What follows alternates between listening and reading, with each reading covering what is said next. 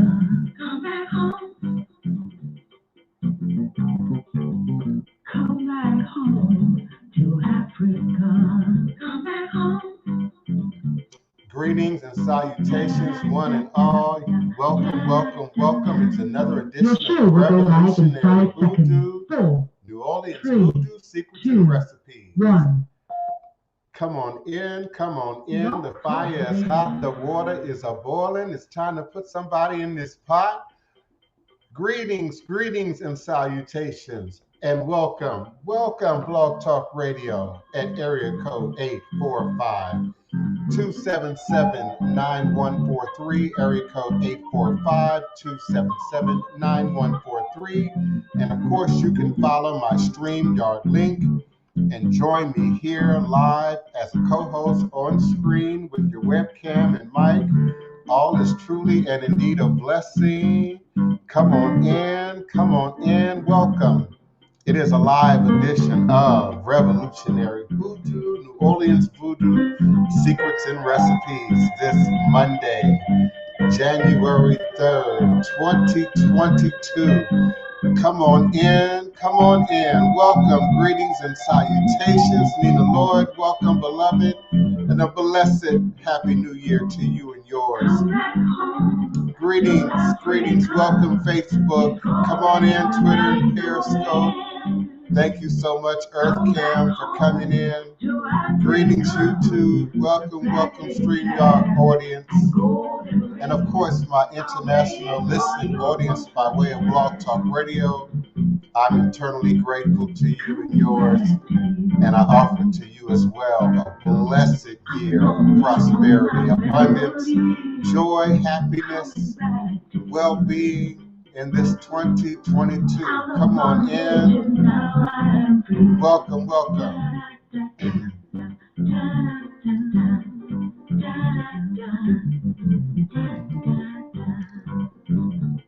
Come back home to Africa. Something weird is going on with my chat, Nina Lloyd. I can't. Something weird is going on with my chat.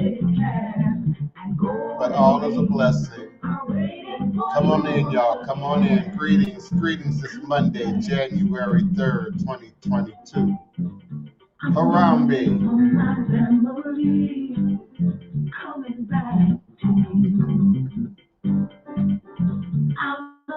Hey Leo.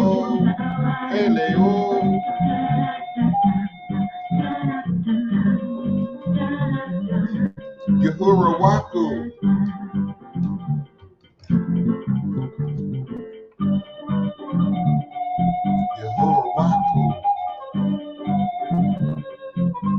Forgive me, chat. I can't see you at this time. There's something glitching in the chat.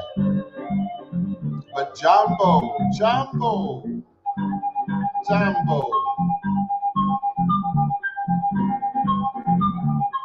Aquaba. Kedu.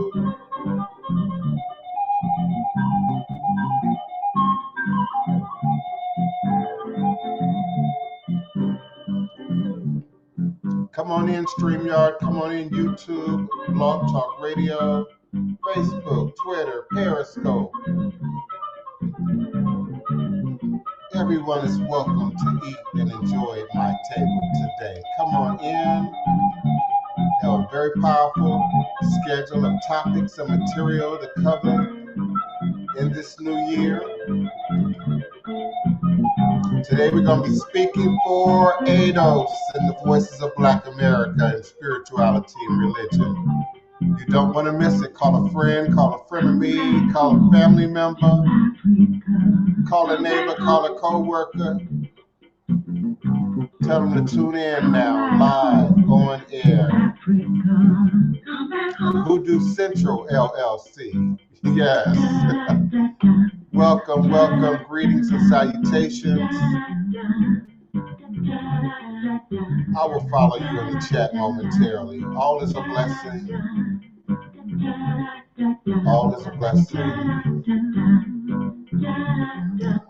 Eshu Alegwana Kosi Were Awo unlo uto no iwo, ada afanbo osi, obatala mi itani ibo ni eluavani shu. Eshu is the respected elder who flogs, confronts, and uncovers fools. That one versed in mysteries uses truth to own you. He causes scatter to feed poverty. Obatala shakes rascals to have sacrifice. The owner of warnings is the one who is Eshu, Aboru, Aboye, Aboshishe, Ashe. May our echo reach a room. May our echo be accepted. May indeed our echo allow what we desire to come to pass. And so we say Ashe and Asheo. Divine all blessed peace and love, joy and prosperity, elevation, revelations, and manifestation in this new year 2022. You are now sitting live with the Divine Prince, Pan-African spiritualist, practitioner, author, and advisor, Elagun Oloye Hoodoo Obeya Bokur, sharing with you in all things spiritual, mystical, metaphysical, cosmic, evolutionary, revolutionary, universally healing, and holistic from a Pan-African Hoodoo world spiritualist perspective, understanding that all is truly and indeed a blessing. If you can just see beyond the veils, for it is all just an illusion and a test and one of the greatest divine mysteries of this life cycle. This is indeed my constant prayer, my mantra, affirmation, my reverberation, reiteration, and it is my ever living reality. All is a blessing is crucial to the very foundation of my inner standing, my teaching, my walk, my work along this divine, all blessed life path and journey. And indeed, it is my ultimate demonstration.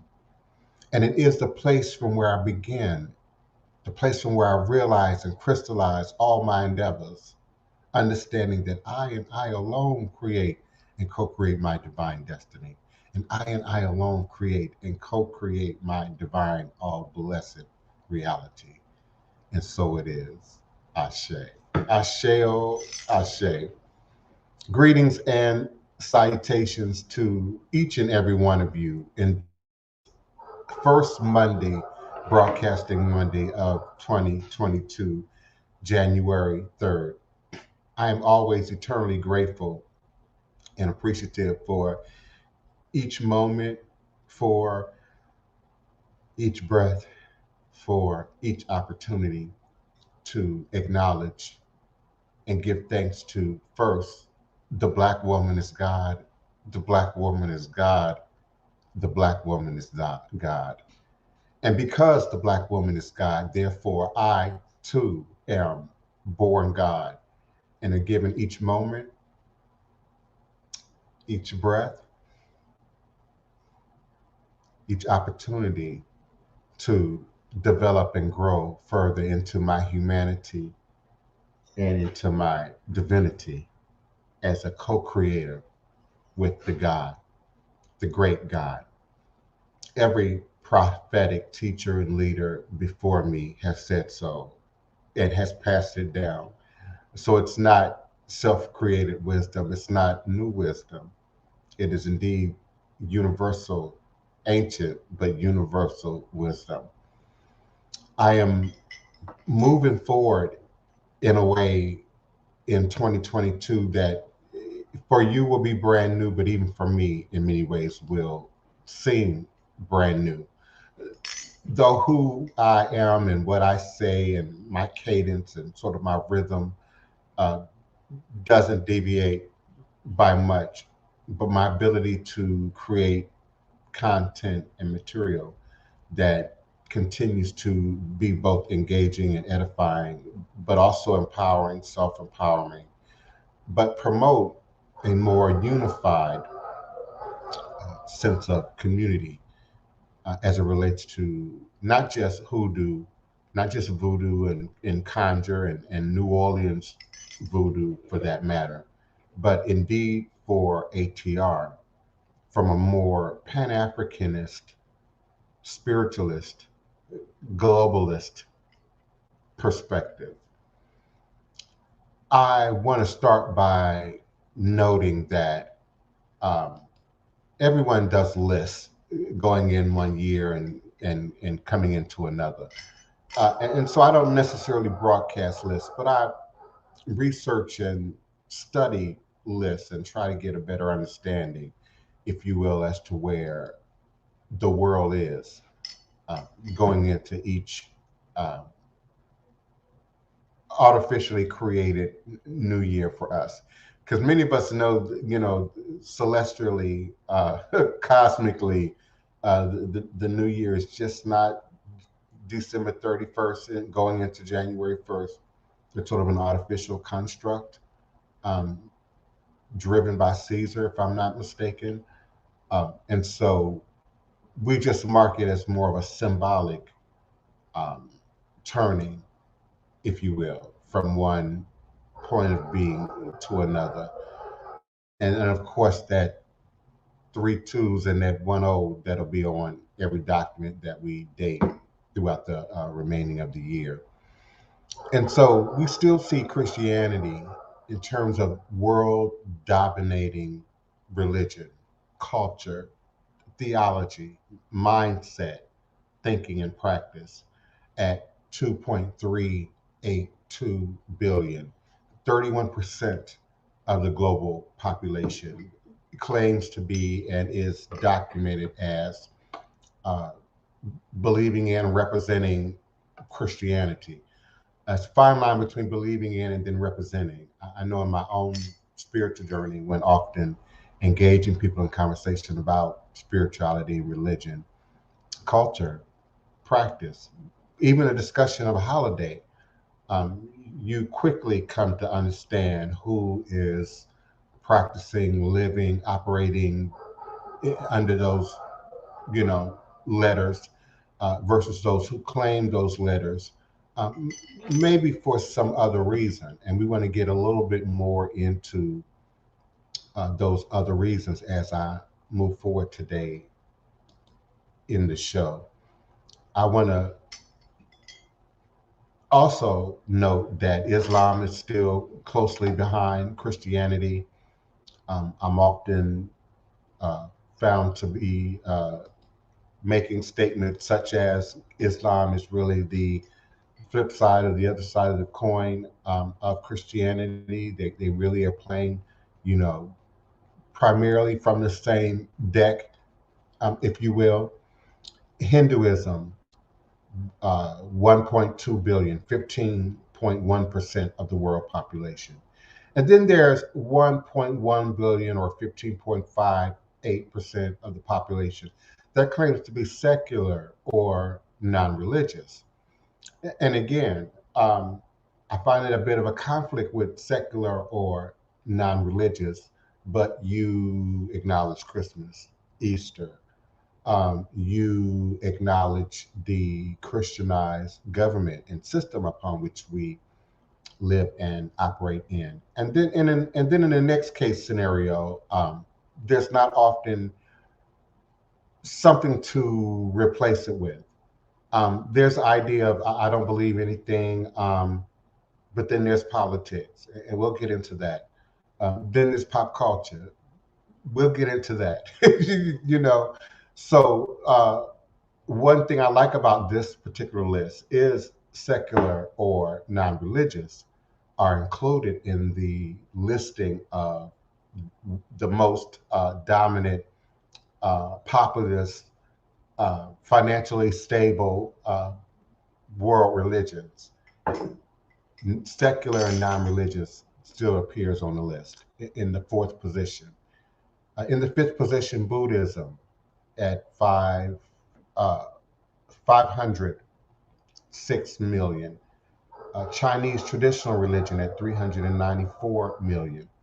Ethnic religions, including some in separate categories that are also included on this list, 300 million or 3% of the global population. Now, African traditional religions or ATR, 100 million or 1.2% of world religious positioning. Then there's Sikhism, uh, Judaism, Spiritism at 14.5 million or 0.18%. Baha'i faith, Jainism, Shinto, Chaldee, Zoroastrianism, um, Tenrikyo, which I believe is a Japanese religious tradition and practice, at 2 million or 0.02% of the global population. And then animism at 1.9 million or 0.02% of the global population. There's Druze, there's neo-paganism, there's Unitarian Universalism, and then last on this list is Rastafari at 0.6 million or 0.007% of world religious ideology and population. Now, you might be asking, well, why is that important? Well, it's indeed important in this discussion we're having or beginning today on speaking for, and maybe I should pose that as a question. Who is speaking for ADOS? And I chose ADOS consciously. Particularly, I chose ADOS in that language. The controversial group ADOS divides Black Americans in the fight for economic equality. And this was a posting from last year. Reparations and the lingering racial wealth gap have been conversations largely within the Black American community. Both issues have received wider attention of late, particularly among the current crop of Democratic presidential candidates. And again, this was, I believe, January 19, 2020. So all the Democratic presidential candidates, except for the former Vice President Joe Biden, said that they support legislation to at least study the issue of reparations. Only Marianne Williamson, who recently ended her presidential campaign, said she fully supported reparations in the amount of 200 million to 500 billion. Biden had not endorsed any reparation legislation at that time, and has not since that I am indeed aware of. Now, again, you ask, well, how does that play into my topic, which I'm now going to pose as a question? Who is speaking for ADOS? Who is speaking for the descendants of the formerly enslaved uh, uh, Africans, the descendants of the Middle Passage, and indeed those who are owed reparations, whether you believe you deserve them or should receive them or not, but indeed those who are due reparations? Who indeed is speaking for the voices of that Black American population in terms of spirituality and religion? Now, that's a lot, speaking for ADOS and the voices of Black America in spirituality and religion.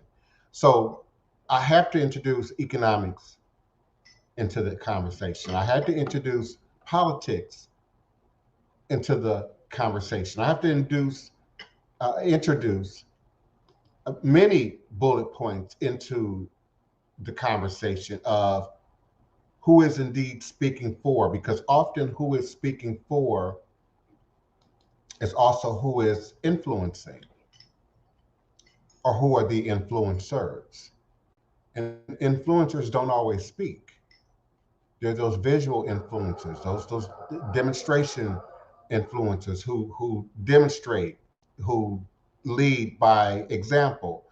There are the pop propaganda and the pop culture imagery and what is accepted in mainstream society or culture. And mainstream society or culture applies to where you are in the world? Where are you listening to this podcast from on the globe? So what applies in Afghanistan or Dubai or Saudi Arabia does not necessarily apply in Brazil or Sao Paulo, you know, or Peru, or does not necessarily apply in Gambia or South Africa or Egypt or Nigeria, does not necessarily apply in Mississippi, Louisiana, Texas, you know, uh, Chicago, New York City, California.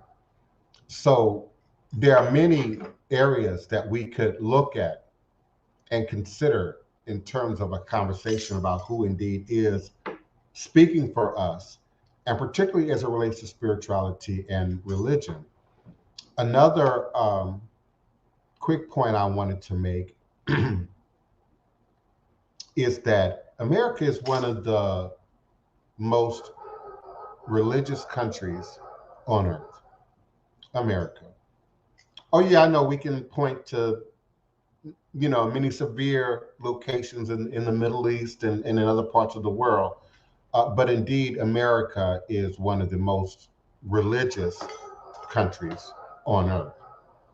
Americans are functionally illiterate when it comes to religion. Let me say that again with clarity. America is one of the most religious countries on the face of the earth.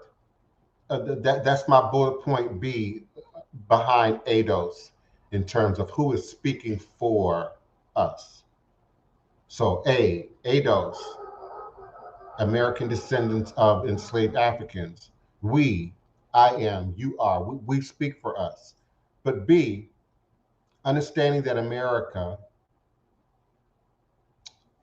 is one of the most religious countries on earth, also speaks, it's one of the voices that speak for many of us.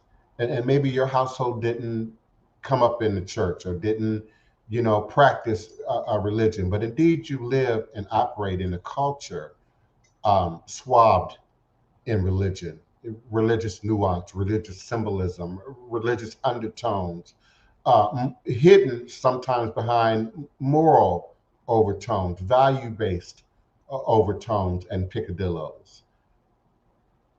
America is functionally illiterate when it comes to religion, and particularly the religion in which, pick an American, the religion in which they practice, but also, and sometimes more importantly, functionally illiterate when it comes to the practices of other people, cultures, ethnic groups, geographic locations, and their adherences to uh, religious tradition.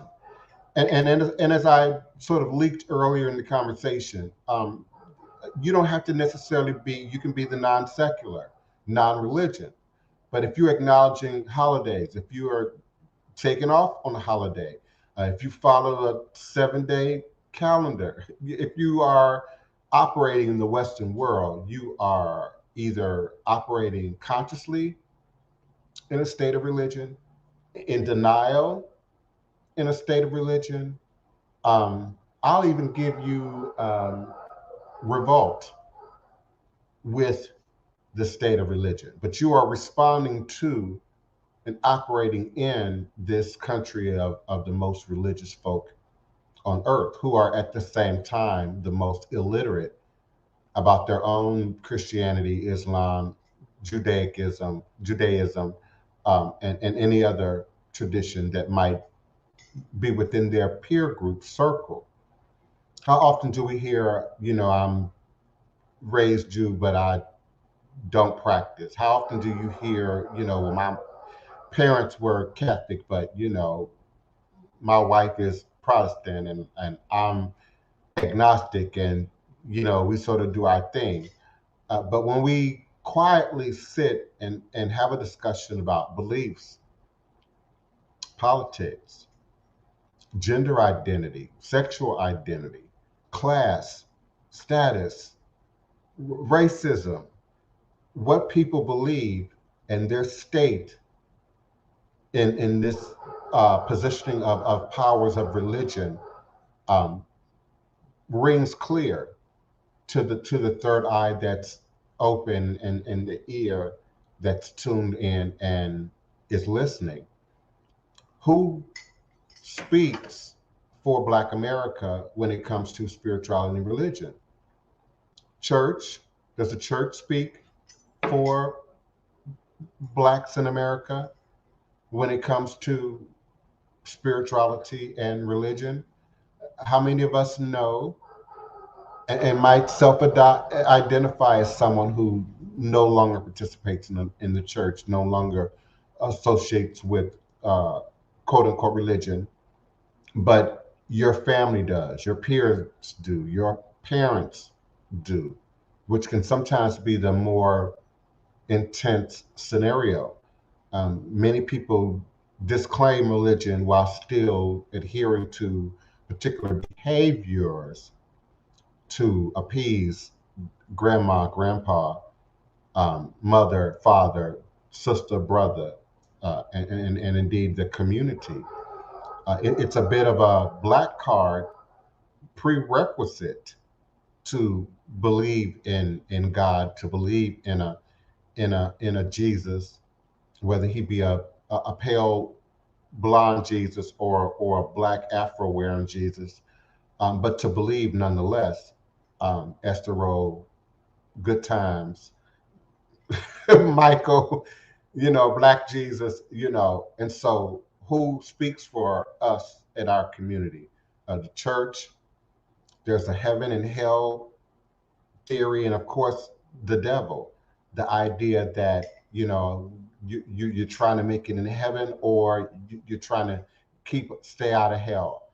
And then, of course, there's the instigator, the great instigator, the devil, who either influences and encourages you to do other than your divine self, or who again meets you and contracts you and seduces you into a place where you end up in this hell created primarily for the enslaved populations of the world, but motivated and led on by the Black church, gained global positioning, which I have said many times on my show. I don't think Christianity as a religion would hold the positioning in the world today that it does without enslavement, and then of course without our synchronizing and appropriating in some cases and bastardizing in others and recreating a new sort of religious tradition that's now global, and is headway right now by the evangelical church. But I digress. The church, the heaven and hell concept, the devil. There's control. There's the idea of evil and manipulation when we are invoking the devil from this Christianized, from the only perspective is the Christianized perspective. The idea of the devil just does not hold water in other ethnic cultural traditions throughout the world in the way it has been presented to us, and particularly to our community. Hell as a final destination. I know people who still to this day have, 50, 60, 70, have converted to other religions, have become agnostic, have become atheists, um, claim to be in control of their faculties and their mind and their consciousness, but are still having dreams about hell, which is a dream I've never had. By the way, I've had visions, but I've never had a dream of hell.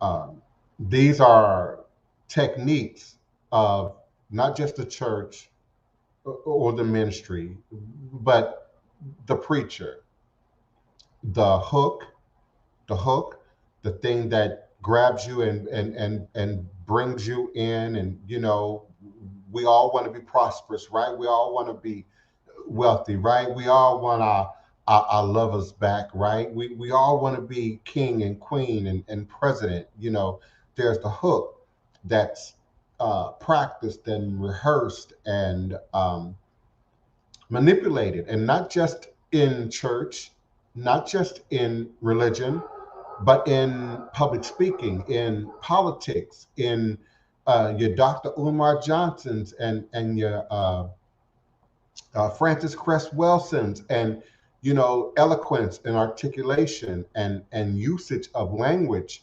that belies another novelty that Americans have, and that is somehow we're the most educated people in the world. And Americans are not the most educated people in the world by far. Pick an ethnic group. Americans are not by far the most educated people in the world. You asked me to pick an ethnic group. The Yoruba hold the highest degrees in the U.S., the Yoruba ethnic group. The African American Nigerian Yoruba community. Yes, sir. Yes, ma'am. Look it up. That's a real number. After the hook, there's the storm chaser.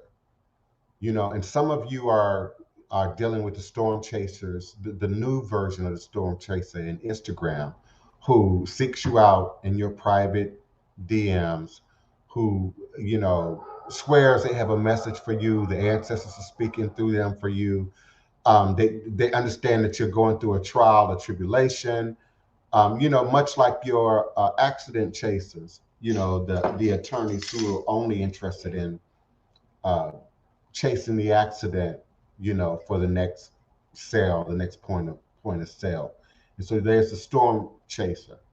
I believe to some degree, your former twice, how does Sony do it on The View? Twice impeached ex-president was a great storm chaser and used that as a manipulative tactic in many of his public outbursts, if you can call them speeches, if at all. There's the assigner of assignments who gives you an assignment to do. And now that assignment doesn't always look like me or Dr. Phil or Iana Van Zant, which might be a good thing, by the way. No, that assigner today looks like pop culture. It looks like your latest, hottest, most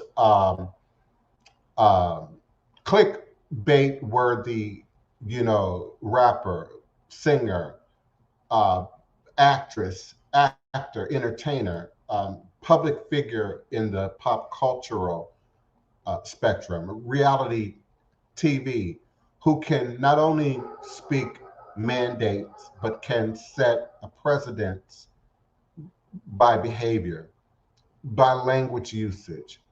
And of course, when you are wealthy, rich, because they say you got to be rich and wealthy and doing good to have a reality show. That's what they say, and that's certainly what they make it look like.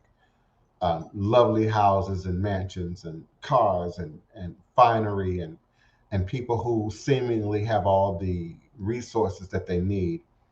So paying the rent, keeping the lights on, keeping the heat on appears not to be of a concern for them. And then there's a lot of space for drama and dramatic flair and excessiveness and abuses in some cases. But yet these people speak for and often speak to our community, our people. And you say, oh no, that's not me. But your children, your children's friends, your children at some point, in the best case scenario, have to leave you and spend 5 to 6 hours a day in a school with at least 30 or more other little individuals who have been greatly influenced by the preceding items and the many more that I'm going to cover momentarily. So the assigner can very well be, what's the guy, Samuels, who's the dating so-called expert who's gone viral on TikTok and who's always insulting and berating women, and particularly Black women. He's an assigner of assignments.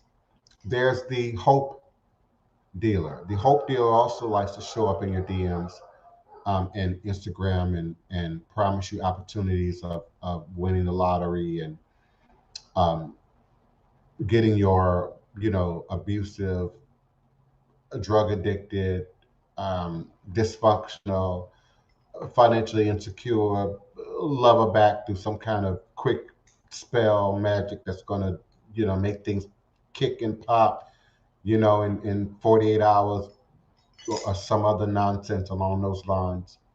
The hope dealer. Politicians peddle hope, preachers peddle hope. Um, then there's the messenger. And often the messenger only has to stay on message, not create a new message or truly be open to receiving a message from spirit, from the ancestors, from the creative realms, dimensional spaces, but just has to stay on message and discern what the pop culturally accepted or politically accepted in some cases, religiously accepted message is, and then dress that part, look that part, play that role. And so we have preachers, but also politicians who are messengers who stay on the Democratic message, the Republican message, the progressive, conservative, the green, message. And there's not a lot of wiggle room for the details of living life on living life's terms, living reality. Um, and living reality in the moment, in the moment. And then there's the terrorist technique who indeed fears you, scares you into motivation, into belief, into maintaining a position. Some people hold on to religion that doesn't work for them anymore, primarily out of fear. And again, that's that heaven, hell, and the devil, theory. So, who is speaking for us?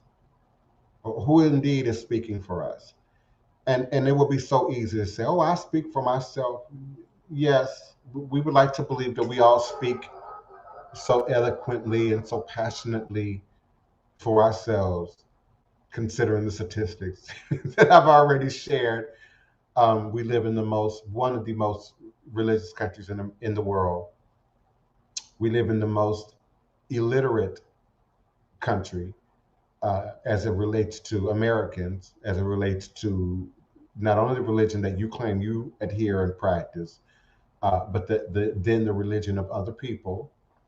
And then we have a American or Western delusion that because we are indeed modern and Western and live in America or live in Tokyo or living in the UK, and we're somehow more advanced than other parts of the world.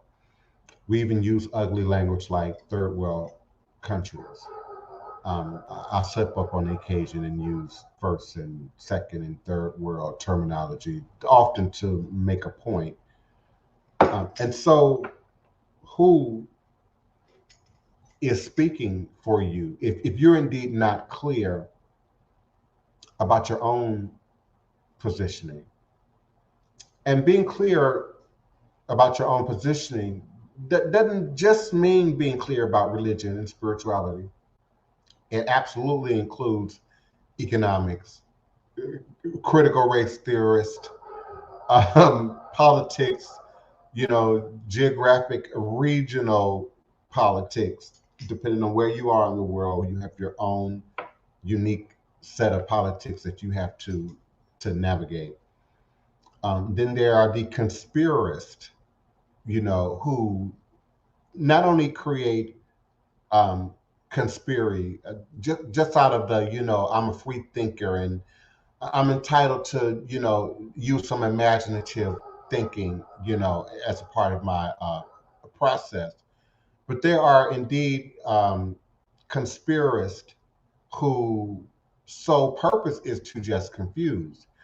Indeed, it is a noted terrorist tactic to create propaganda, primarily for the role, the job of bringing about confusion, getting people to just be confused about what democracy look like, or what capitalism looks like, or what communism looks like, or what another country or region of the world, or gender, or class might truly be. So we use conspiracy and conspiracy theorists sometimes in jest and humor, but in all sincerity, um, it does not often denote the curious thinker, but can often and more often speak to the Confucianist. Not Confucius, but Confucianist, the one that likes to create confusion and then keep that going. For just entertainment, we see that a great deal in social media and the internet, but in the world, it can be dangerous. In a school, it can be dangerous. Of course, there's the state and politicians that interfere with and manipulate and try and advance their own thoughts, ideas, positioning as it relates to who is speaking to ADOS and the voice of Black America in spirituality and religion. Indeed.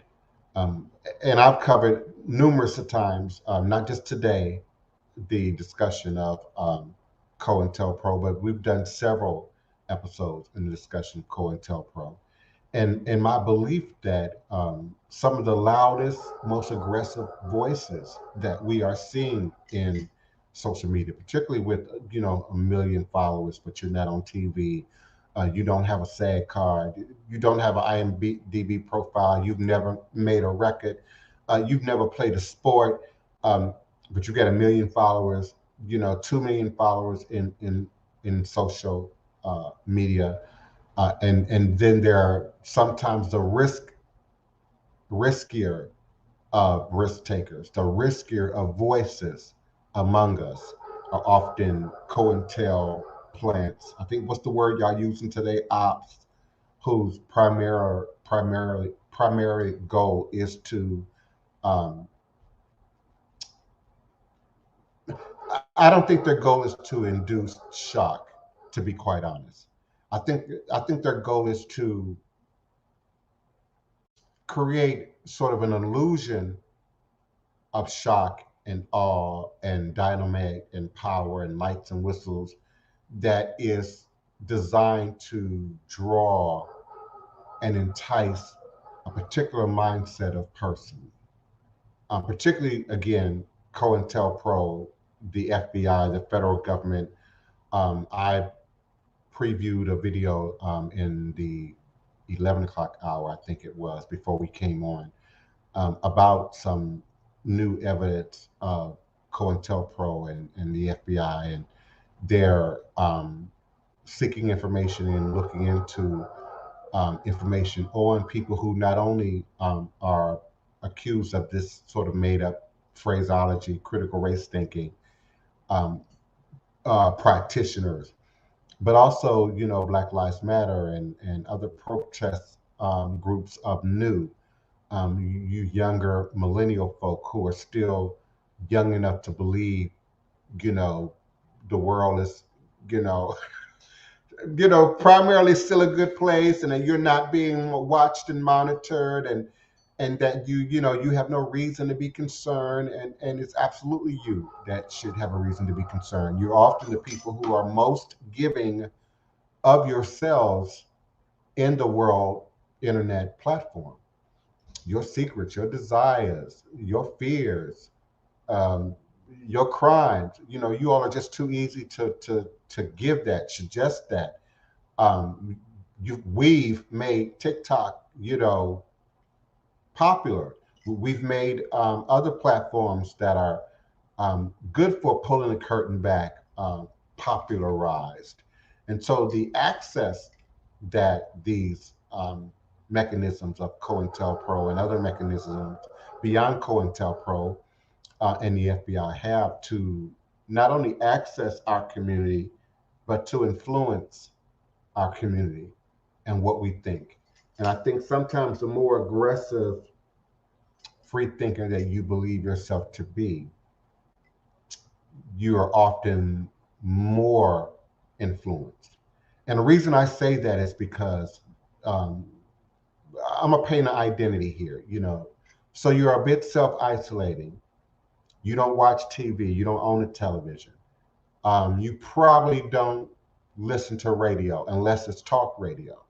So once we get into the talk radio box, you're now decidedly one thing or the other or here. But you got to decidedly be something, because there's not a whole lot of diversity in radio, save for public radio. But mainstream radio, network radio, iHeart Radio, Pandora, even, there's not a great degree of diversity there. Try going into Pandora and looking for specific formulas of music in ATR. Um, Bata, Santeria music, Lukumi music, ritual drumming, Haitian voodoo, and be as specific as you can, because you have to be, because there's no diversity in those commercially driven, economically driven platforms. There's no diversity to speak of there. There's the internet witches. Oh, you knew you were coming. Your black witches, you knew I was coming. Your internet witches, and of course your black witches, who are now interjecting themselves into conversations of Black America and spirituality and religion, where they otherwise would not normally be or don't really have a concern for. For example, one of my favorite examples, the good old Botanica. Just because a person owns a Botanica or is perpetrating a virtual Botanica online doesn't mean they know anything about our traditions. Doesn't mean they respect our traditions. They respect commercialism, and they respect the dollar. They respect capitalism, and they respect the free exchange of sage bundles and your $5 and $10 bills. They're not concerned about, am I wiping this particular species of plant out of existence needlessly, when you can easily grow white sage in a pot in your yard, as I do, and as many people that I know do.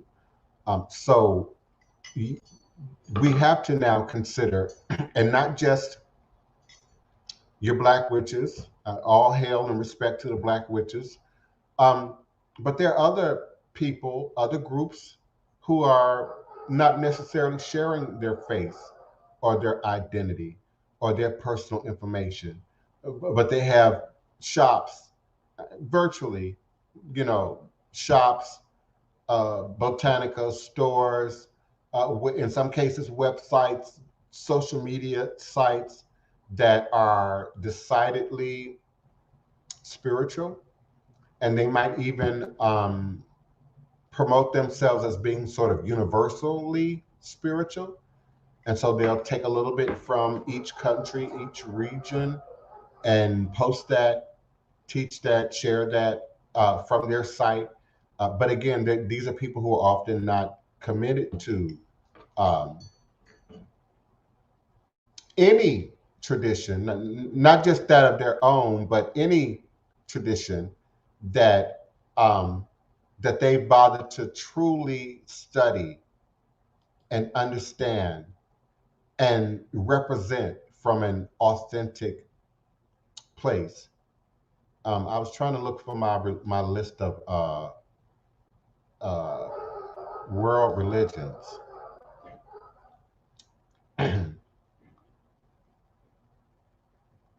So they could be Buddhist, they could be Hinduism. They could be Hindu. They could be, Christian. And I'm talking primarily of Americans right now.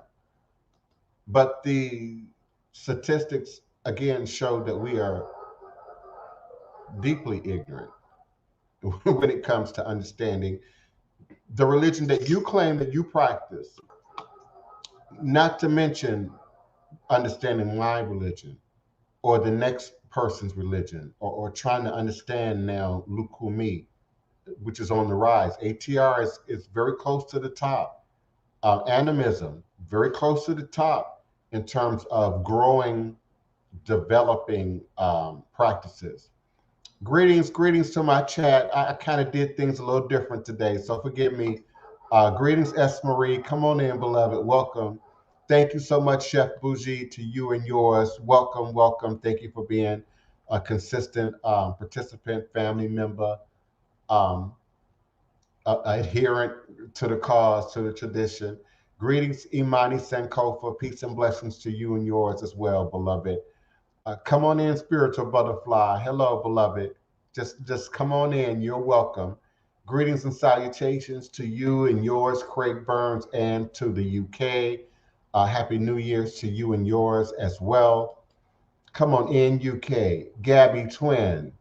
Greetings, beloved.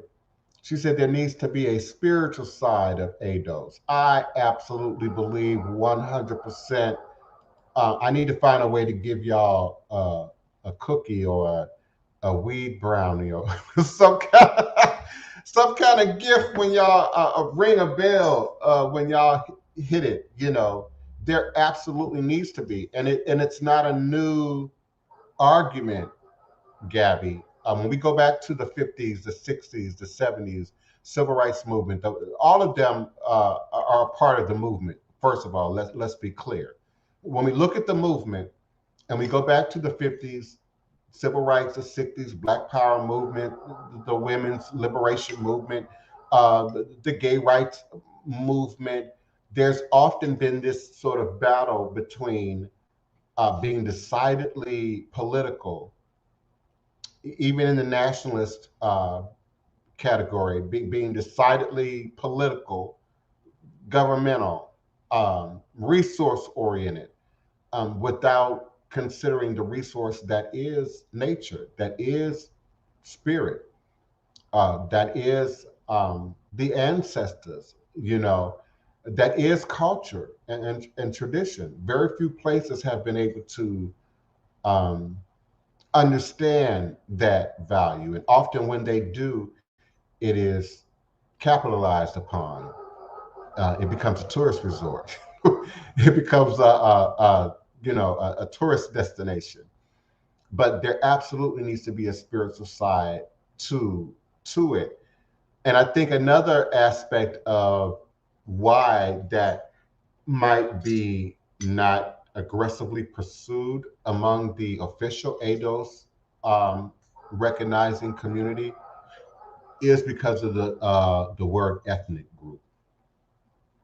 Because once you start talking about ethnic group, then the argument begins all over again in terms of who should receive reparations, who should be acknowledged um, as a part of that group, particularly if there's going to be some money involved.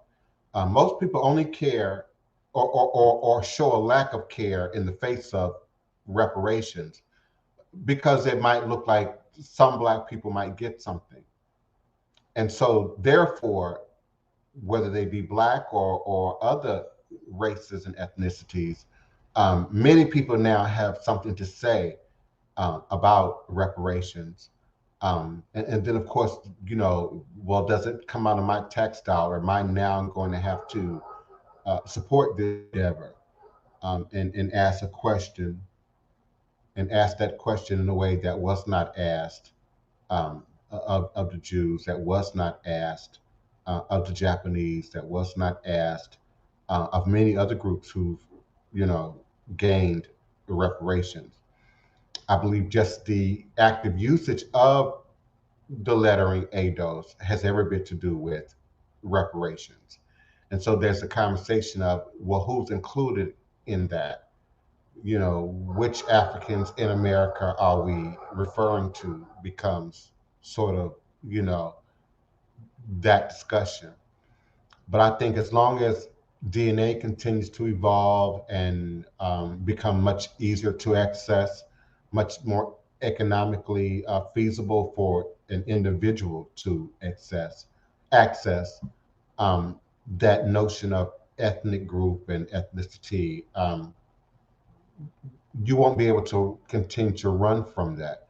And as I've said in previous shows, I think that that could be a great benefit to the conditioning of white supremacy and racism in the way that we now are living under and experiencing it in the world. It definitely can shift things a little bit if people are more honest and forthcoming about who they are. And not just honest, in the face of dishonesty, honest in that we often have little to no knowledge or information. In this culture, that's something that the government, the system has sought to erase, is individual nuances that could otherwise upset the system. Greetings, Shamafia Rothschild. Blessings and healing to you as well, beloved. Come on in. Welcome. Thank you, Spiritual Butterfly. Greetings to my mother, my queen mother. Happy New Year's. Happy birthday to the beloved. Yes, the people perish due to lack of knowledge. I knew someone would say it. I actually wrote that down in my notes. I just didn't I just didn't verbalize it, but you did. Yes, indeed. Come on in, the Goddess Initiative. Greetings and salutations to you and yours, beloved, to you and your family, and the young child. A lot of stuff is staged, beloved, and not just on TV. Oh my goodness, not just on TV, because, let's consider history. There was a time we didn't have TV. There was a time we didn't have radio. There was a time we didn't have internet. I know, heaven forbid, that some of you just can't imagine. But yeah, some of us in this audience have seen a time where all you had was radio, or all you had was then black and white TV, past, what was it, the 50s, I think. And then the internet came around the early 80s, early to the mid 80s. And so we've had to pull information, news, historically throughout the world, usually by word of mouth, trusted word of mouth from one ear to another, one community to another. And then the availability of propaganda had to take an equal, if not more difficult, journey to reach that same audience.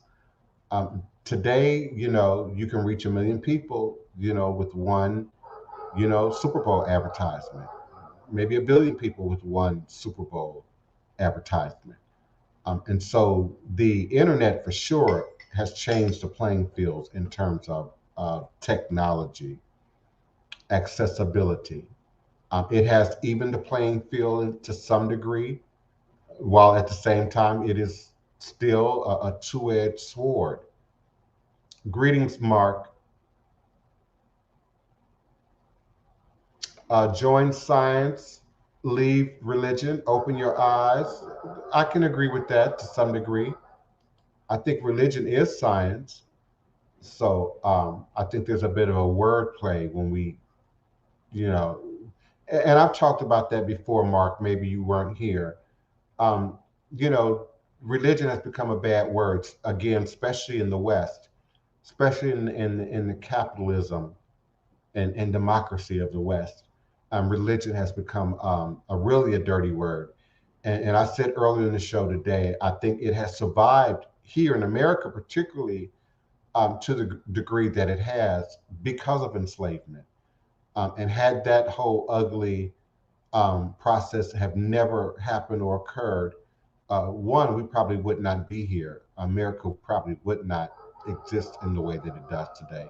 But just imagine an alternate reality that in another, interdimensional time and space continuum, um,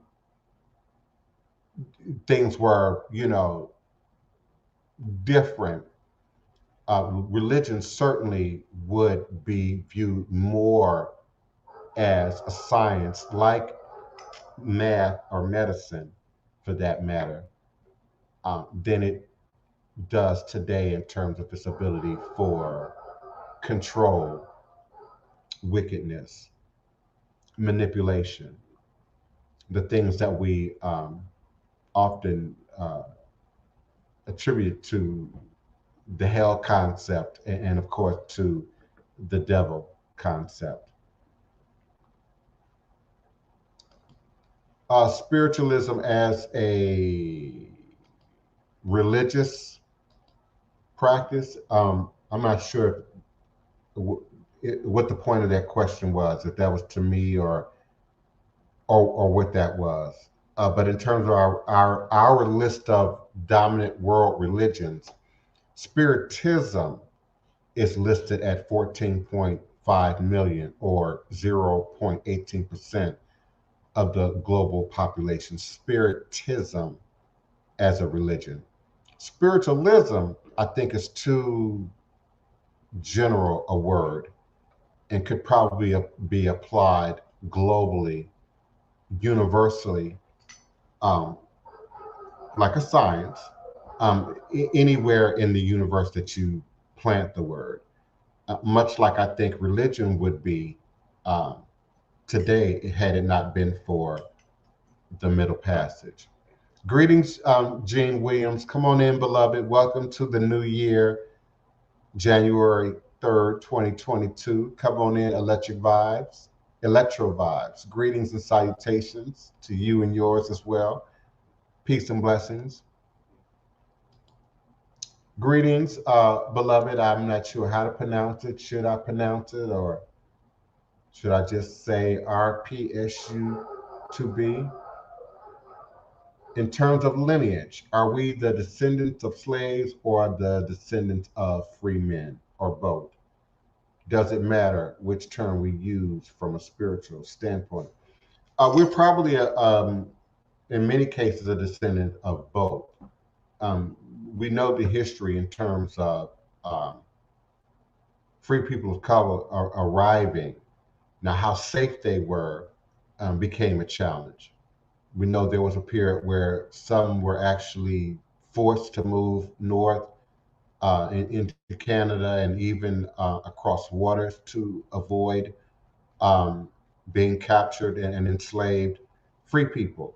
And then there's, you know, those who maybe managed to survive, but bought their family out of slavery, for instance. So they would have been a slave owning family, particularly in the Black Republic of Louisiana. That would have been something that would have been common.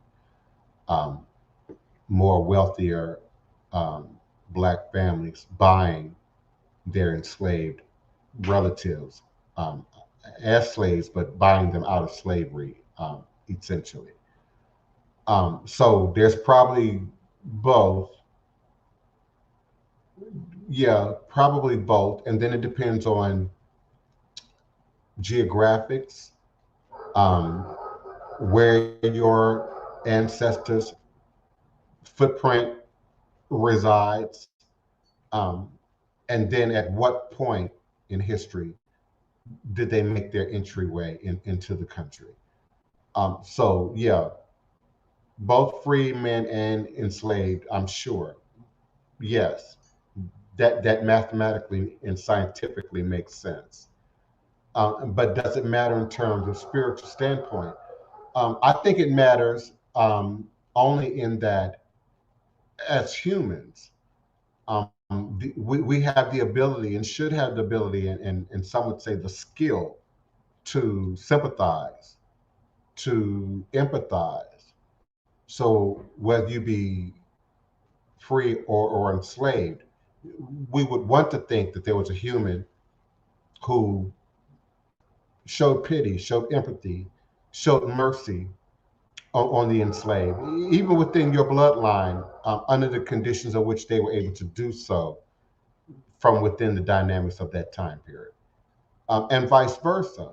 You know, we tend to get sometimes uh, focused in on what I call relatives and people we know, whereas with ancestors, our great and great and great great grandparents and all the bloodlines that would connect to them, um, coming forward in time space, their siblings and how we interact genetically and in the DNA chain with the other members, of the family.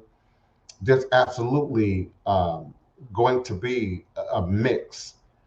And if we want to bring reincarnation into the picture from a spiritual standpoint, um, many of you have had many lives, and they have not all been black or white or it's funny how we say black and white and then we say Asian, Hispanic.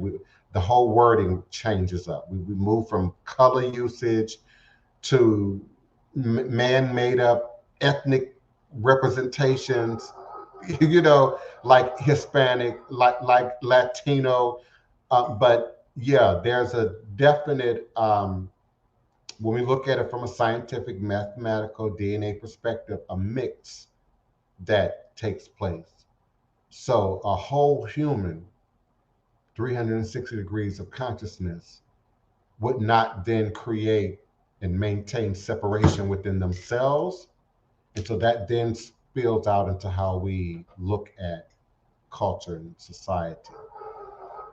We are born individual. We are born specific. We are born, with a pedigree, if you will, with a specific family and unit and bloodline and lineage that feeds we as humans how we manifest spiritual discipline, spiritual teaching, spiritual practices, but how we manifest spiritually as humans, I think, is universal.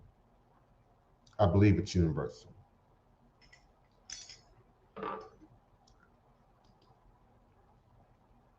Okay, Kevin Samuels.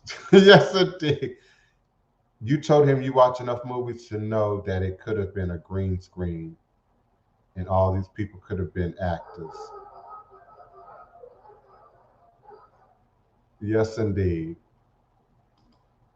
Was that about Kevin Samuels or am I missing a point? Help me out, goddess. Sometimes I'm slow on the chat. Greetings, DP. Greetings, beloved. Come on in. Jules Birch, come on in. Greetings to you as well. Thank you, Gene Williams. No one is ever late. You just in time. Now, it doesn't mean that I'm going to be here 2 or 3 hours. I just can't do that anymore. My schedule is just overwhelming. But I am going to be here at noon as frequently as possible. I'm going to jump right in um, and participate as much as people are open to participation. And so no one is ever late. I'm just grateful that you are here and you're present, that you can always catch me in archive, either at blogtalkradio.com/the hyphen divine hyphen prince. And of course at my YouTube channel, youtube.com/voodoo Thai, VOODOOTYE. But no one is ever late to the show. I'm just grateful that you all are so consistent in your presence. Let's see. The goddess Anisha says she was rich in all her previous lives. Okay, girl, be careful now. Yeah. You don't think you were ever impoverished in any of your lives? Or you think because you were rich in all your lives, that this one is a more of a struggle? I don't know. Which is it? Spiritual beliefs absolutely seem to mirror quantum theory a great deal. Craig Burns. I'm a proponent of such. Omnipresence of God and the omnipresence of a remote viewer or psychic would be spooky action at a distance or quantum entanglement. Yeah, I absolutely agree. And you're bringing up another point that sticks out to me in my mind, just based on sort of the wording that you use here.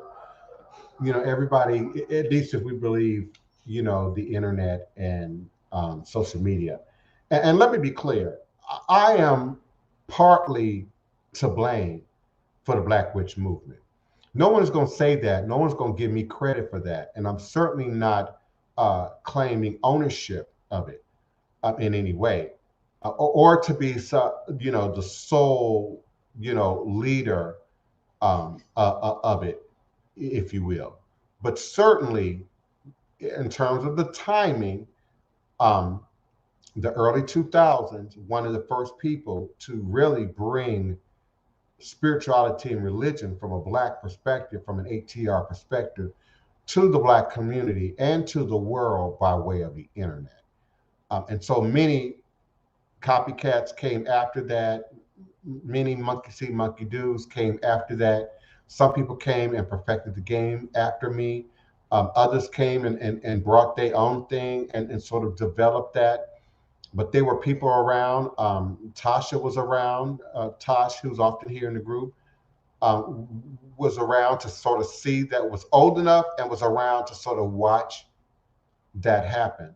So that's one of the reasons why I sort of, Black witches are one of my pet peeves, and particularly in terms of how we are operating at this time. We have an opportunity to truly operate and vibrate at a higher level and to do a greater work than much of what foolishness we're seeing in TikTok, Instagram.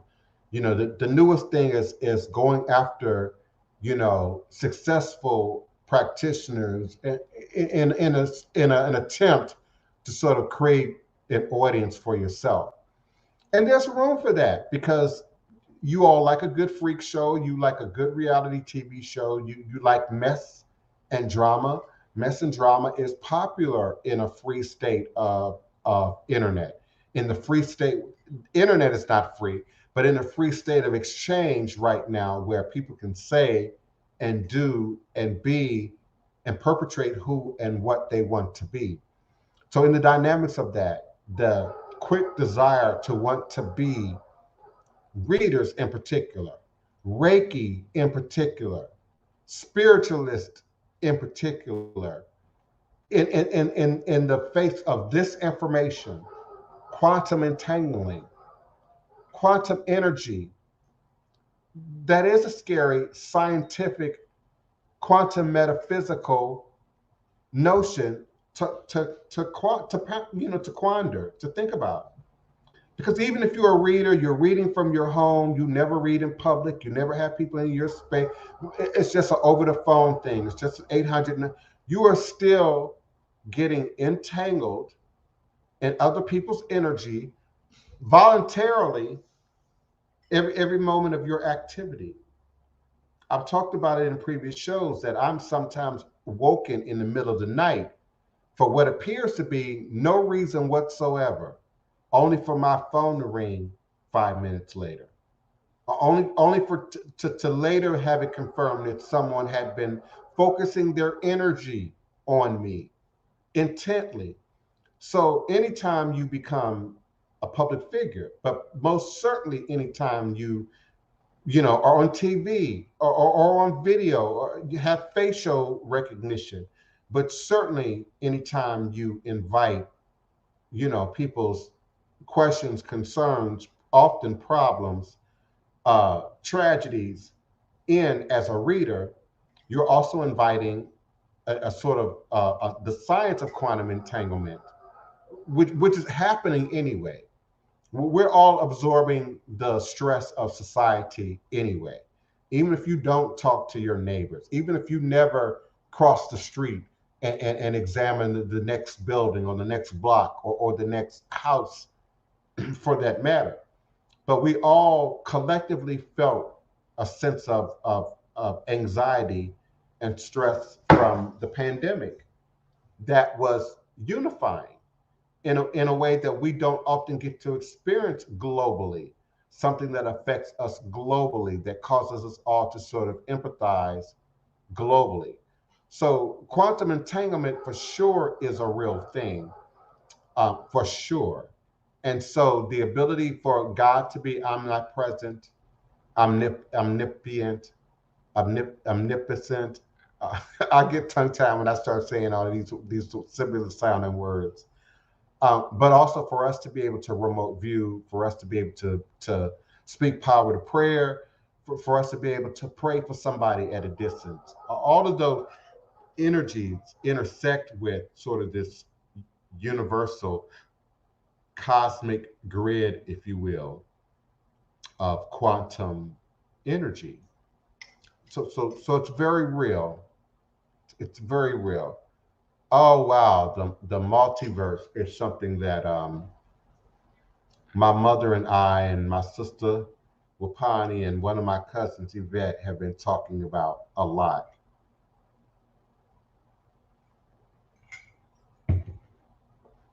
And particularly in the last, I don't know, 90 days, probably greatly motivate. Okay, now I got the hiccups.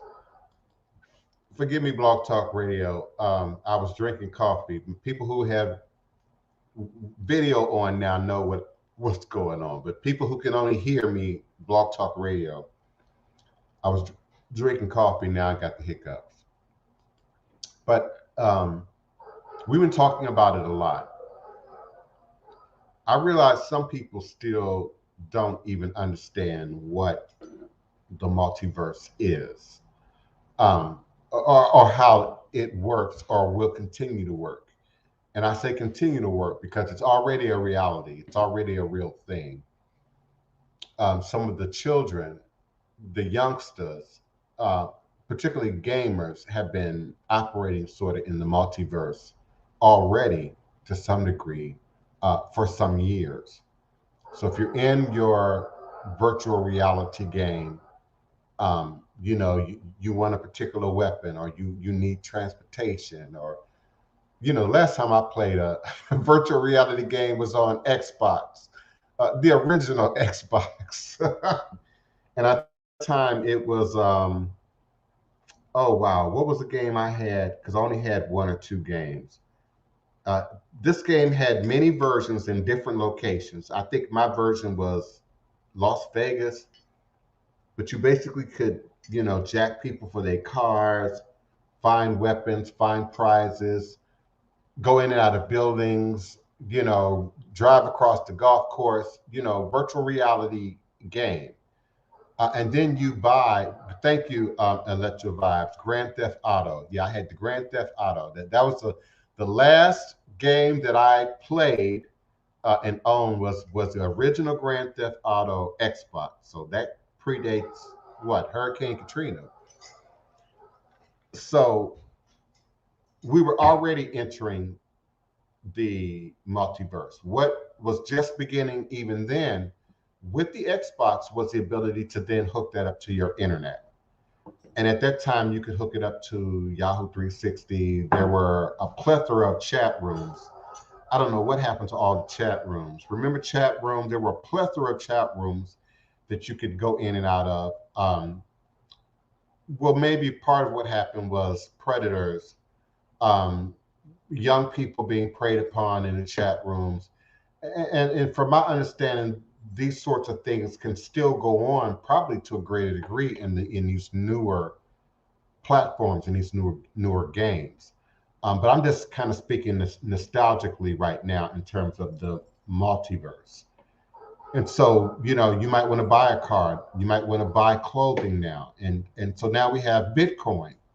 And so Bitcoin has made that transition between real money and world money, between monopoly money and virtual world money, easier. And so you now can buy using your Bitcoin, but at some point, usually the Bitcoin either originated as real money or can sort of be used now to buy real things.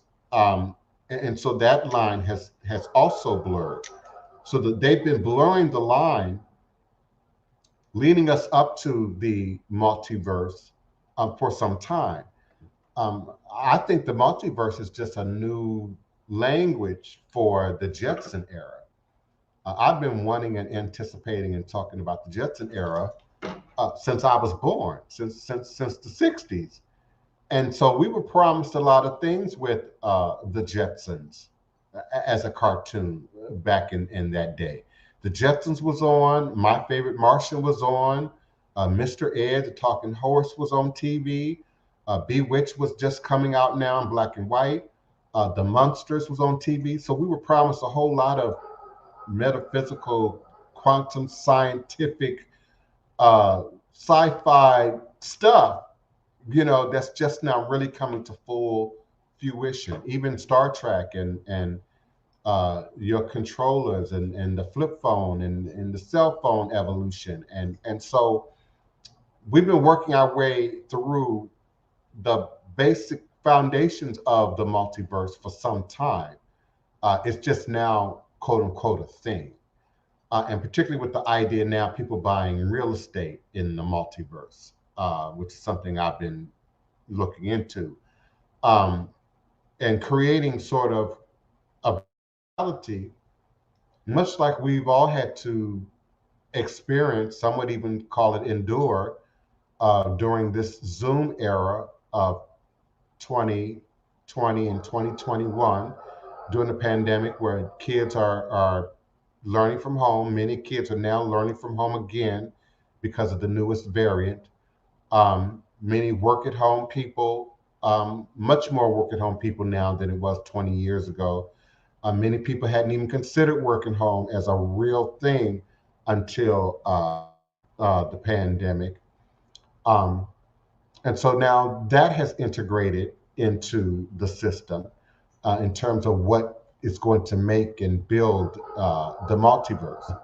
And so our ability now to buy and sell, trade, entertain, be entertained, invite into your virtual space. I'm using live cam right now. I'm just now figuring out that I could be using virtual backgrounds in Zoom while I do this podcast that would allow for the creation of different space and different ideas of reality and what reality is. And if I had a green screen, this would be even clearer and it wouldn't be quite as much distortion, maybe.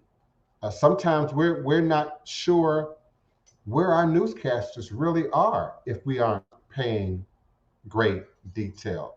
But you certainly don't expect your friend, your mom, grandma, your employer to sort of be faking an environment. But the pandemic and Zoom created a reality where, that's happening now.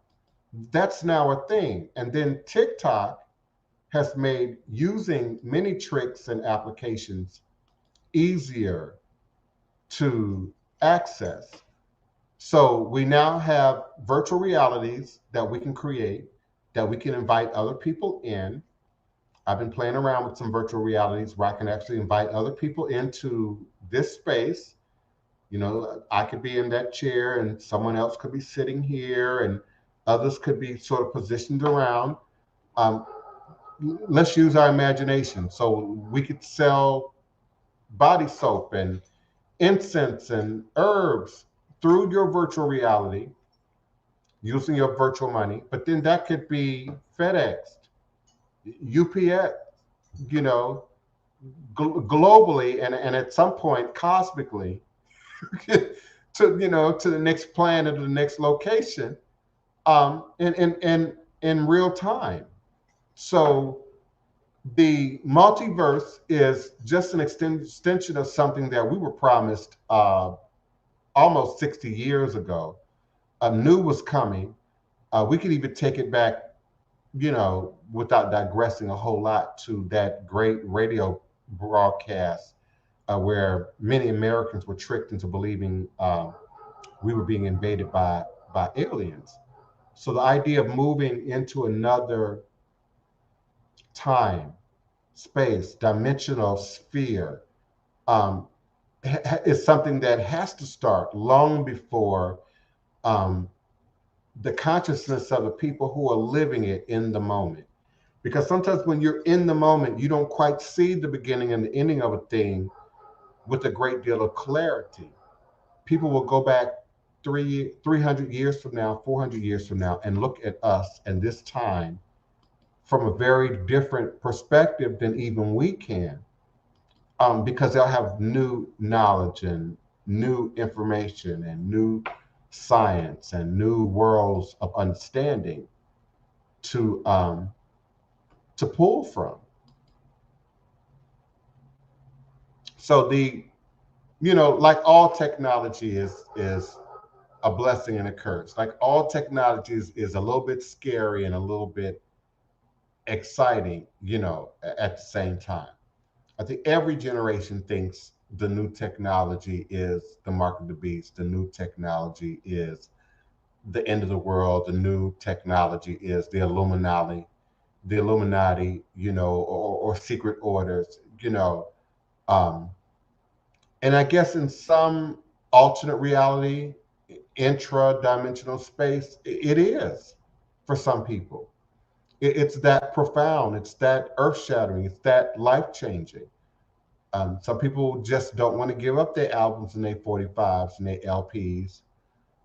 Some people just don't want to give up their CDs and their DVDs, you know, and ultimately your video games cartridges, and now some people are just not ready to give up their external hard drives and embrace the cloud, because the cloud can be scary for some people, and so the technology, just like consciousness, continues to evolve. And so Craig Burns, yeah, there's definitely quantum metaphysics, spiritual development, technological development.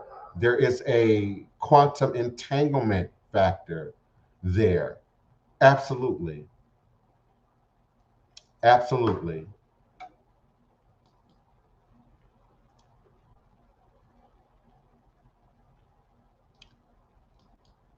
Yes. Let's see. It's almost 1:30. Okay. Great timing. Great timing. I'm gonna check my chat here. If you have questions, of course, if you're on the phone lines at 845-277-9143, I'm always grateful for my listening callers. Just push the number one if you have a question or comment. I have people who listen from their workspace. Everyone in their office listens to this show. And so they can always press the one and call in.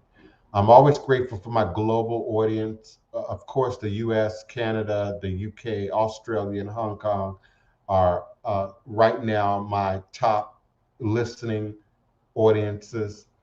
But I'm certainly grateful for Venezuela. I'm certainly grateful for Brazil. I'm grateful for Argentina. They got Nazis still in Argentina, but they listen to us. Okay. I'm grateful for Russia, Sweden, Finland, the Norway. These are the countries from where we are listened to often daily. France, Germany, the Netherlands, Poland, the Ukraine, Italy, Austria, Spain, Portugal. I often forget about Portugal because it's so small on my map. Forgive me, Portugal. Portugal is often here every day. Turkey is often here every day.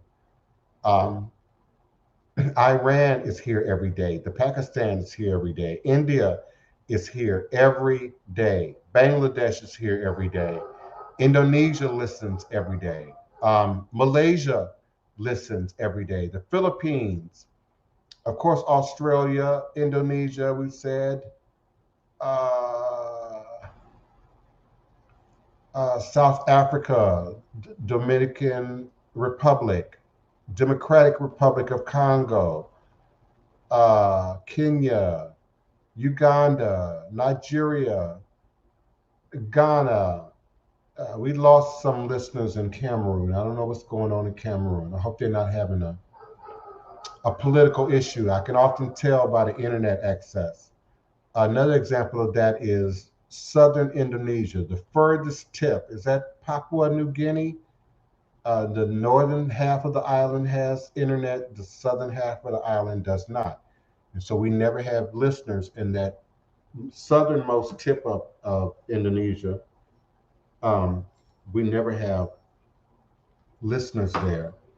And there's a clean line that separates the northern part of that island from the southern tip. So sometimes it's about technology and internet and people's ability to sort of tap into where to listen to us and where we are. Um, no, I don't think I saw your post about people stuck in upper chakras, but lower chakras who are a mess. Yeah, absolutely. Yeah, absolutely. I'm probably one of those people. That certainly have struggled with just being human and all the things that come with being human, and adulting. Um, while I spend most of my time in the spirit, uh, with relative ease, no stress. I'd much rather battle demons and jinn and angels and spirits than humanity. So I'm probably guilty. We can feel we're being observed. Yes. Yeah. Yes. And we are being observed. We are. And I think part of the wiring, um, Craig Burns, for humans is designed to sort of limit, if not prevent that. Um, some of you are just excessive masturbators. Just the knowledge that your ancestors or spirit, for that matter, can just enter in and out of your space and observe that. Does that make you uncomfortable? Does that make you nervous? Are you able to turn that on or off in your head? How does that work? How does that work? How does that play into your human experience? Yeah, and so remote viewers, psychics. Now, psychics and indeed remote viewers to some degree have rules. Now, a remote viewer can go in and view a location, maybe even view activities in the location that give off an energy. And so let's say it's a particularly egregious activity involving harm to other people, men, women, children. Um, and so we want to locate that victim, that terrorist, that kidnapper, that bunker. And so the remote viewer has to cross into certain protocols in the space continuum, if you will, to sort of see into that. Now the psychic reader, I don't know, just often, more often than not, in most cases, just can't go into your private business. Just can't. Just can't follow you into the bathroom, the bedroom, whatever. But really has to have permission to only examine what is pertinent to the request. Now, sometimes during that process, I'm told a lot of stuff about people that I never say, that I never mention, that I never question, that I never bring up. But as I've matured spiritually, I've understood its place in helping to better address the need, the concern, the request of the client. So there are certain things about a client's past that they don't say, maybe not necessarily they don't want me to know, but they have a hard time saying that. And so I'm now gifted that so that I'm able to then address said topic um, with some sense of compassion. with some sense of compassion. And often my language will change. And the client will say, yes, you're right, or some confirmation will leak from my mouth. And then they will ultimately give sort of permission, if you will, to sort of go into what was shown during that reading process for clarity.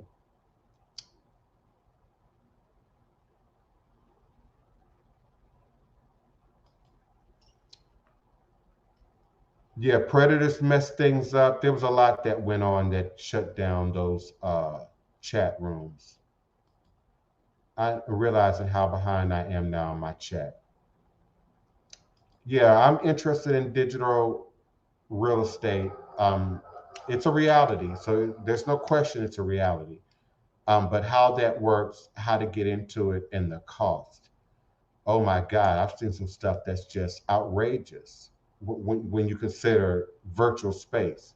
But it's not outrageous when you consider what will be bought, sold, traded, experienced in that space, and sort of the numbers. So those are some of the things that we have to consider as we move in. And let your vibes contact me. Send me an email. Let me know how that goes, what you come across, what you find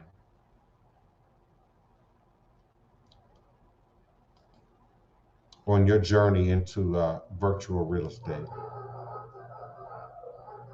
And let your vibe says 99% of his teaching work is done on Zoom. Yeah, Zoom is a new thing for me, just like doing this video podcast is a new thing. I've only been doing video podcasts for, help me out, God's Initiative, 2 years. Did I start in January of 2020 or did I start in January of 2019? I think it was January 2020. Yeah, I think I started podcasting video January of 2020. So this is relatively new to me. Zoom was absolutely new to me. Now, just making videos was not new, but even elevating that to another level, yeah, has definitely transformed expeditiously in the last 5 years, for sure. And I think that's not a bad idea. No more traditional classrooms. That's not necessarily a bad idea. And it depends on what you're teaching and how much demonstration and activity, which still can be remedied virtually. Oprah does virtual interviews where the people are there virtually. Yeah, I don't blame her. Yeah, more and more of us are discovering the world of virtual reality via machines like the Oculus Quest. I had never heard of it. So let me write that down. Oculus Quest. I th- yeah, okay, I've seen it and had no idea what it was. Okay. Yeah, I've seen that on TikTok. Uh, some older black man, 86 years old, I think, and he's using it. Some people have had some serious mishaps, have run into walls in their house while using it. I just had no idea what it was called. I knew it was virtual reality. I just had no idea what it was or what it was called. Gene Williams says they're all homeschooling. I'm glad to hear that. These new variants are no joke. Yeah, Gene, they've been a problem for me. As a teenage child runaway on the street, um, I feel my chakras got separated at a very young age. I mean, first you're growing up in a house with such abuse and trauma, rape, molestation, bastardization, indoctrination, etc. So my chakras were literally being ripped apart at the heart, at the fourth chakra. And so my voice developed strength. My third eye developed strength. My chakra, my crown chakra developed strength. my eighth chakras and above begin to really develop, probably prematurely, and expeditiously compared to, others around me.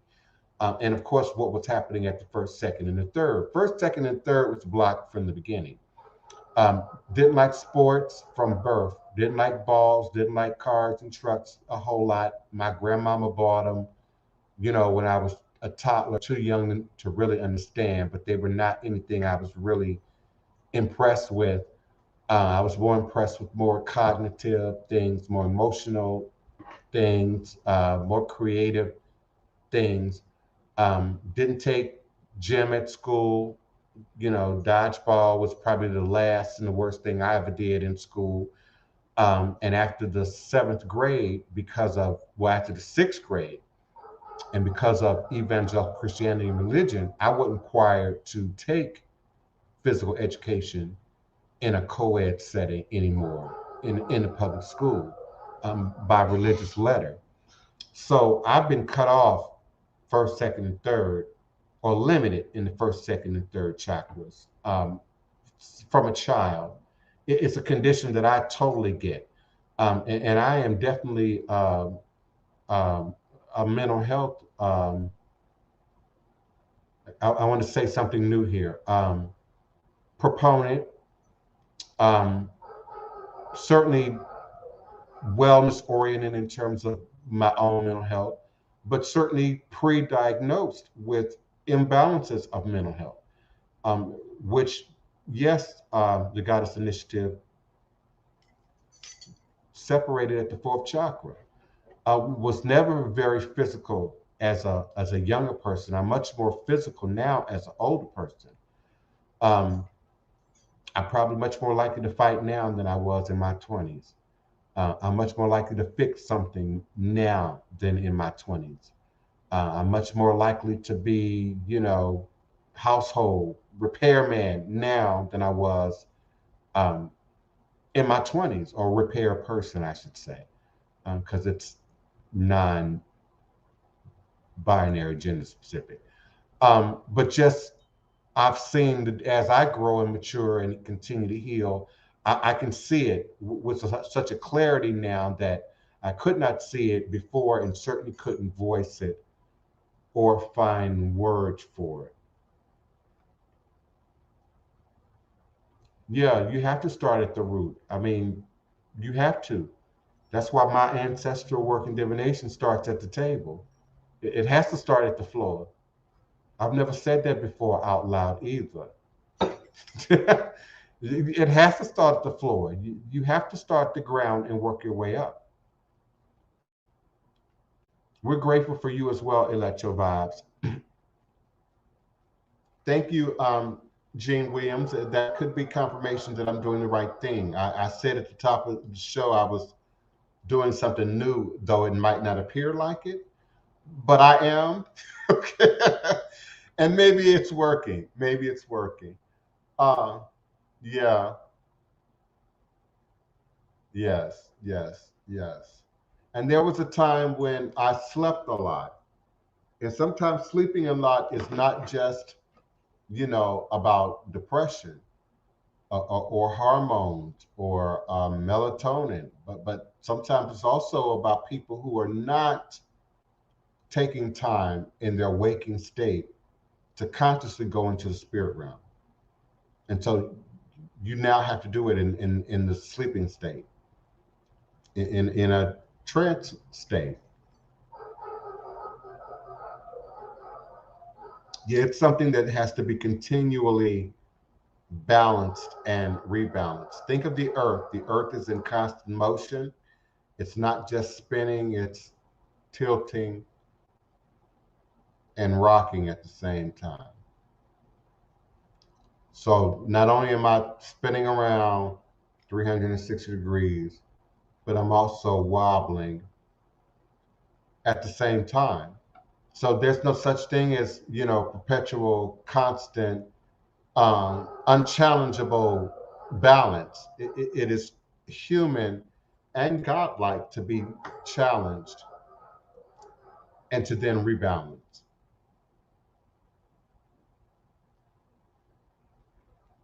Thank you kindly, Gene Williams. I certainly am grateful for that. I'm going to be wrapping up soon. We got about 15 minutes. Okay, so it was January 2020. Thank you for that. Yeah, so I've been podcasting like this relatively new. Your daughter wouldn't. My goodness. You have to come on one day and tell us that story. Yeah, the new technology is always extremely expensive in the beginning. Think about how much CD players cost when they first came out. Think about how much a Walkman cost in 1979, 1980, and everybody wanted one. And in less than, I don't know, 3 years, everybody had one, and then you couldn't get rid of them. You go in the grocery store, you go into Walmart. In fact, I think that's how Walgreens and Walmart really came about. It was so much of that stuff that they had to get rid of it. The batteries. Remember when they had to get rid of all the batteries, all the D batteries, the C batteries, the double A, the triple A. Now they still sell those because we still have items that use those. But remember, there was a time that the price fell when the technology for powering devices changed and you could recharge and you could replug in things. So the new technologies are always extremely expensive in the beginning. One, because it's a new technology. Two, because of popularity and demand. Um, and I think three, because they're still often actively designing, redesigning, renewing, sort of how they make things. And so in time, the prices do then fall when the technology sort of forces them to. I forgot I had an appointment. Yeah. And so I'm going to have to move forward. I probably should have already ended the show, but I'm sure all will be well. Yes, thank you kindly. I'm certainly grateful to and for each and every one of you for being such consistent participants, listeners to the podcast, to the show. For my godchildren, for my initiates, for my students, it's a bit of an open classroom. It's a bit of an opportunity for us to see and hopefully hear each other. But it's also an opportunity for me to invite the new to come in and don't remain isolated in your interest. Don't continue to remain isolated in your curiosity. We must find a way to rebuild and reconnect our community away from the systems that no longer serve us, but in a way that will continue to feed and support our present reality, but also the realities that we will be living and are beginning to live as we continue to move into the future. We could very well have, reasonably affordable flying cars in 3 to 5 years, really easily. We could be living in a whole nother universe in 3 to 5 years, whether it be a pandemic, technology, some extraterrestrial demonstration that's just undeniable and global. But our reality is no longer moving at a slow analog pace that it once did. We are now in not just the digital age, but the atomic age, the cosmic age, a time of great expansion of knowledge, of consciousness, of truth, of wisdom, but also of self empowerment. So I don't think there's any greater time for ATR. I don't think there's any greater time for quantum metaphysics and spirituality. I don't think there's any better time for magic than the present. I'm here for you as always, 24 hours a day, 7 days a week. Some of you truly know and understand what that means. Always by appointment and by email at DivinePrince at houseofthedivineprince.com. I do phone and virtual and certainly in-house appointments as well, but by appointment only, by email to schedule the appointment only. All is a blessing. I look forward to connecting with each and every one of you again in the new year as we move forward. All is a blessing. Peace and love, joy and prosperity.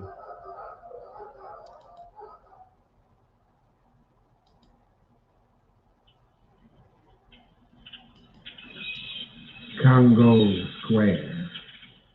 Thank you kindly to The all. Omus Indians prepared this place for us.